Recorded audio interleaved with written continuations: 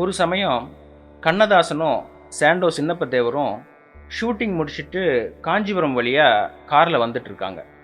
அப்போ ஒரு பெரிய ஆக்சிடெண்ட் ஆயிடுது. அப்போது கண்ணதாசனுக்கு நிறைய அடிபட்டு ஹாஸ்பிட்டலில் அட்மிட் பண்ணுறாங்க. அவர் சுயநினைவை இழந்துட்டார். டாக்டர்ஸ் எல்லாம் ஒரு நாள் வெயிட் பண்ணணும் அப்படின்னு காத்திருக்க சொல்லியிருக்காங்க. சின்னப்ப தேவருக்கு என்ன பண்ணுறதுனே புரியல. இந்த மாதிரி வந்த இடத்துல ஆக்சிடெண்ட் ஆகிடுச்சு, அதுவும் கண்ணதாசன் முடியாத நிலைமையில் இருக்காரே அப்படின்னு சொல்லிட்டு இவர் முருகனை வேண்டுறார். கண்டிப்பாக பக்கத்தில் ஏதாவது ஒரு முருகன் கோவில் இருந்தால் அங்கே போய் விழுந்திருப்பார். அவர் தேடி பார்த்தப்ப சுவாமிநாதன், நம்ம மகா பெரியவா, அவர் உருவம்தான் அவருக்கு உடனே பட்டது. உடனே காஞ்சி மடத்துக்கு போகிறார். பெரியவாளை பார்க்குறார்.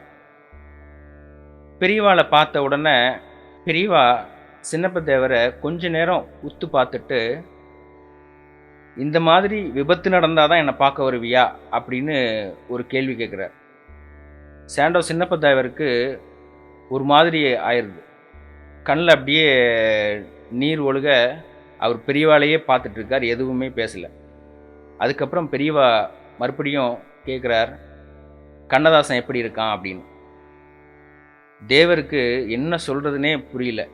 எல்லாம் தெரிஞ்ச தீர்க்கதரிசி தானே பெரியவா.